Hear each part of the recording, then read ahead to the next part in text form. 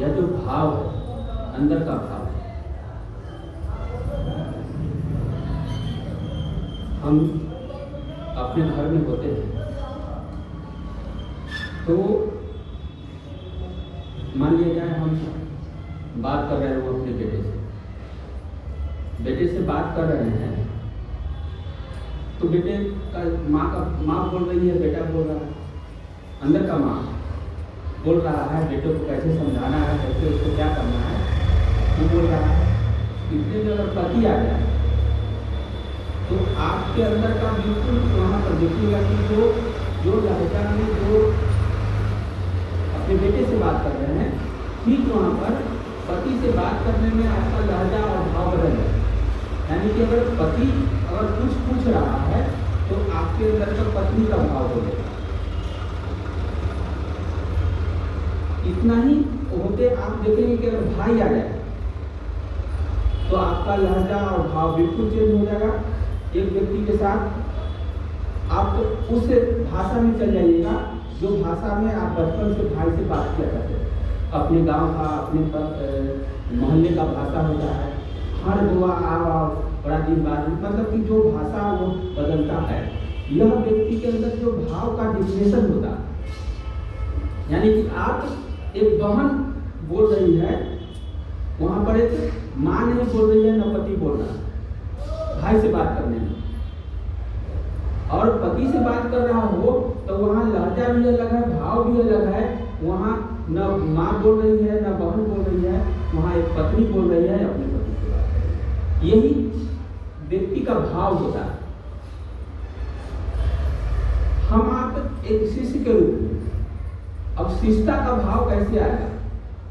गुरु के प्रति प्रथम सूत्र में जो कहा गया है कि हे शिव आप मेरे गुरु हैं, मैं आपका शिष्य हूँ, मुझ पर दया कर दीजिए, ये बात है। यही साहब लिखे हैं कि यह वाक्य है, यह विचार है।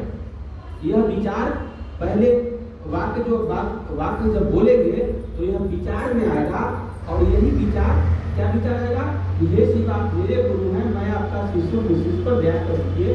यानी कि हे शिव आप मेरे गुरु हैं, यह विचार में आएगा। फिर यही विचार जब घनीभूत होगा तब भाव में परिणत होगा, ये शिव आप मेरे गुरु। जब भाव घनीभूत होता है, जब भाव घनीभूत होता है तब प्रेम में बदलता, प्रेम कि गुरु के प्रति प्रेम। अब यह कैसे आएगा, उत्पत्ति कैसे होती है? प्रथम सूत्र में हम साहब लिखे हैं कि हे शिव आप मेरे गुरु।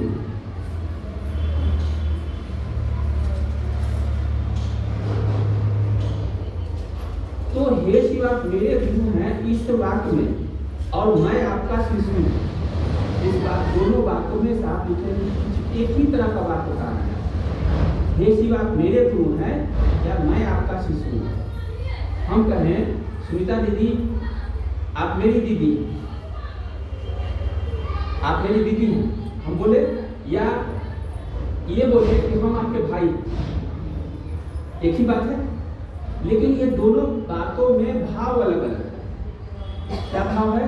जब हम सुनीता दीदी को बोल रहे हैं कि आप मेरी दीदी हैं, अब सुनीता दीदी को मिला हुआ है रसगुल्ला बांटने के लिए, अब बांट रहे हैं, ए दीदी आप हमारी दीदी ना है, प्यार से बोल रहे हैं आप मेरी दीदी ना है। कहे का मतलब क्या हुआ कि सबको एक कप को बांट रहा था हमारा दीदी को,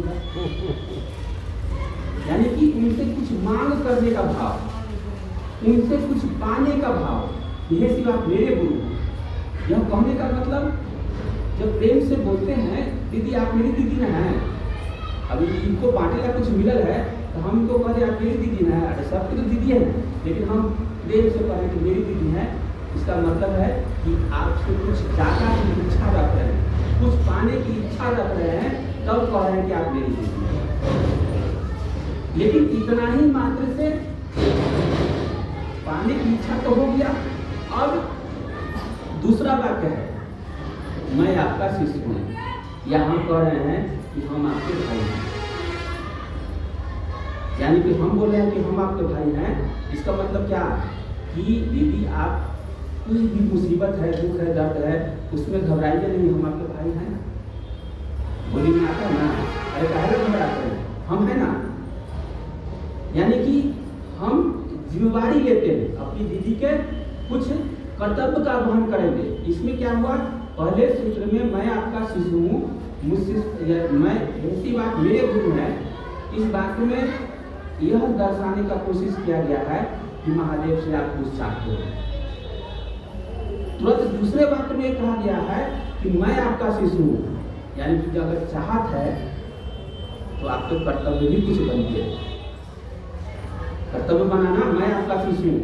महादेव हम केवल कह रहे हैं कि हम आपके भाई हैं, दीदी को बोल रहे हैं कि हम आपके भाई हैं, इसका मतलब कि हम कुछ आप कहे परेशानी दीदी, हम आपके भाई हैं ना, खड़ा है यहाँ, मतलब ये खड़ा होना, अपने कर्तव्य का निर्वहन करना। अगर भाई है, भाई का कर्तव्य नहीं निभाता है तो भाई किस काम का। यानी कि इसमें क्या है कि मैं आपका शिशु हूँ, इस वाक्य में एक कर्तव्य का बोध है। कर्तव्य कौन सा, जो गुरु ने कहा है उस कर्तव्य पर खड़ा है। तब हे शिव आप मेरे गुरु हैं, मैं आपका शिशु हूँ, मुझ शिष्य पर दया करेंगे। दया जब पूरी कब होगी, जब आप कर्तव्य का निर्वहन करेंगे। कर्तव्य का निर्वहन करेंगे तब आपकी चाहत भी होगी, गुरु की दया भी होगी। अब कर्तव्य क्या है, एक ही कर्तव्य है कि हमको आपको साहब को जो मिला कि दूसरे को शिव का शिष्य बनाना है। बनाने में कोई भी बंधन नहीं रखा गया, न कोई कानून लागू हुआ और न कोई शर्त लागू हुआ, कोई भी शर्त नहीं है दूसरे को शिष्य बनाना। लेकिन वह सारे शर्त यहाँ पर लागू हो जाता है कर्तव्य के रूप में कि हमको दूसरे को बनाने के लिए चले हैं तो हमको कैसे रहना होगा, हमको शिष्टता के भाव में कैसे जीना होगा, तभी कोई दूसरा को मानेगा। लोग कहते भी हैं कि चर्चा करने चलिएगा, अपने घर में राय कलह करिएगा तो मानेगा कोई है। खल्ली दीदी आल जी गुरु चर्चा सुना कर दी, अपने तो साथ तो इनका बनना है, हम सब में कहे मतलब कुछ इस तरह का वाक्य होगा तो आप कर्तव्य का निर्वहन नहीं करते।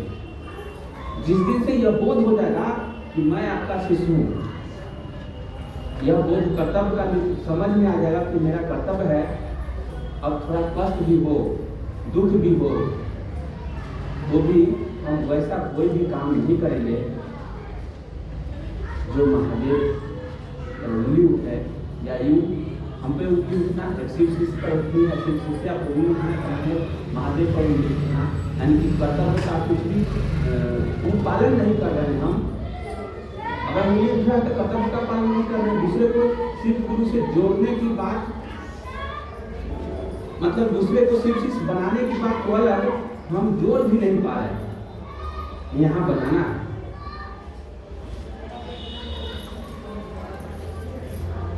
यही अगर ये बात जो साहब लिखे हैं, इसी में वो भाव संदिग्ध है। अगर उस कर्तव्य पर करेंगे, पालन करेंगे तो निश्चित रूप से वह भाव में आ जाएगा किसी मेरे गुरु। अपने प्रति जब प्रवाह आ गई तो जब प्रेम होता है तभी प्रवाह होता है। चलिए, बहुत सारे डिफिनेशन है इस भाव के। ऐसे साहब लिखे हैं कि भाव के विषय में कभी कुछ नहीं बोला गया। शिव चर्चा में, शिव शिष्टता में ही भाव का डिफिनेशन किया गया है कि ये भाव अलग अलग है, हर रिश्ते का अलग भाव है, और उस भाव में अगर व्यक्ति जीता है, शिष्य के रूप में जिएगा तो गुरु की दया निश्चित रूप से होगी। क्योंकि शिष्य का भाव अगर आप में है तो कहीं गुरु खड़ा है तभी यह शिष्य है, और कहीं शिष्यता के भाव है तो कहीं गुरु है ही। कहा भी गया शिष्य, शिव शिष्य लिखा गया, शिव शिष्य, यानी कि कोई गुरु शिव गुरु है तभी उनका शिष्य है। चलिए इन बातों के साथ मैं अपनी बात